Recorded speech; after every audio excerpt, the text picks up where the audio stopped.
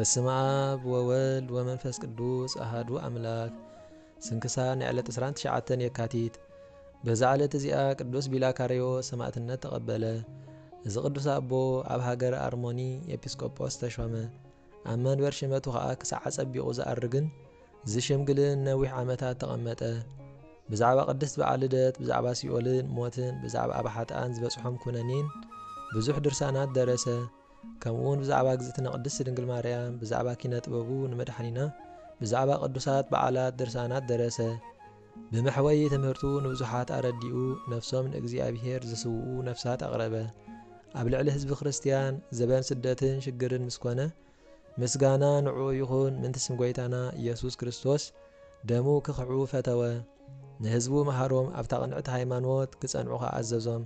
ካብዚ ንድሓር ንሳቶም ገጹ ፈጺሞም ከም ዘይርእዩ ንኹሎም ነገሮም። ምኽንያቱ ንሱ ደሙ ኸፍስስ ስለ ዝደለየ። ንሳቶም ከዓ ንሱ ካብኦም ብምፍላዩ ሓዘኑ፣ ኩሎም እውን በኸዩ። ኦ ኣቦና ንምንታይ ዝኽተማት ጌርካ ተሓድገና? ንሕና እውን ኣይንሰደካን ኢና። ኣብ ክንዳኻ ነፍስና ክንውፊ ኢና በልዎ። ከትርፍዎ ምኽኣል ምስኣኑ ግና ገደፍዎ እሞ ካብኦም ወፂኡ ናብ ገዛኢ ከደ። ኣብ ቅድሚኡ ቆይሙ ድማ ብጐይታና ኢየሱስ ክርስቶስ ተኣመነ። ምስጋና ንዕኡ ይኹን። ንጉስ ከዓ ብዙሕ ስቓይ ኣሳቐዮ። ብዙሓት ከዓ ንስኻ ሽማግለ እንዲኻ ነፍስኻ ዘይትንሕፍ በልዎ። ከምኡውን በጃኻ ካብዚ ሃገር ውፃእ ብምባል ህዝቢ ብዙሕ ድመና ለመንዎ። ንሱ ከዓ ንዓኣቶም ባህ ከብል ኢሉ ሕራይ ኣጸምየ ብሕቡእ ክወፅእ እየ በሎም። በታ ለይቲ እቲኣ ሰማዕቲ ክኸውን እየ ዝበልካያ ጽብቕቲ ምኽሪ ደኣ ስለምንታይ ረሳዕካያ ከም ዝብሎ ራእይ ረአየ። ካብ ድቃሱ ተባራቢሩ ከዓ ተንሲኡ ናብቲ ገዛኢ ከይዱ ተረእዮ። ገዛኢ ከዓ ርእሱ ብሰይፊ ክቖርጽዎ ኣዘዘ። ኣኽሊል ሕይወትን ሰማዕትነት ናይ መንግሥተ ሰማያት ተቐበለ።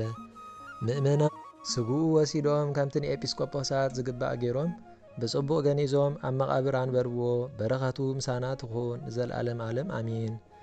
ሰላም ለከ ቢላካርዮስ ካህን በእንተ ሲኦል ወሞት ደራሲ ድርሳን እንዘ ትበኪ ኪያከ ሃገር አርሞን ኣጥባይከ ትሩጽ ኣውደስም ኣምሳለ ወሬዛ ሕፃን ኣድክሞተከ ይክህለ ርስኣን። በዛ ዕለት እዚኣ ናይ ጐይታናን መድሓኒናን ኢየሱስ ክርስቶስ መዘከርታ በዓል ልደቱ እያ። ምስጋና ንዕኡ ይኹን። ካብ ኣዴና ቅድስት ድንግል ማርያም ብስጋ ዝተወልደሉ ዕለት እዩ። ሳሂሉን ምሕረቱን ምሳና ይኹን ዘለዓለም ዓለም ኣሚን። ሰላም እብል ለልደትከ መድምም እምድንጋሌ ሥጋ ህቱም ኢየሱስ ክርስቶስ መድኃኒ ዓለም ልብየ አንቅህ እግዚኦ ለነፍስየ አዳም ለስጋየ ሰ አሃዞ ድካም። ምስጋና ንአብን ወልድን መንፈስ ቅዱስን ሎምን ኩሉ ሰዓን ዘለዓለም ዓለም ይኹን። ስንክሳር ንዕለት 29 የካቲት ተፈጸመ።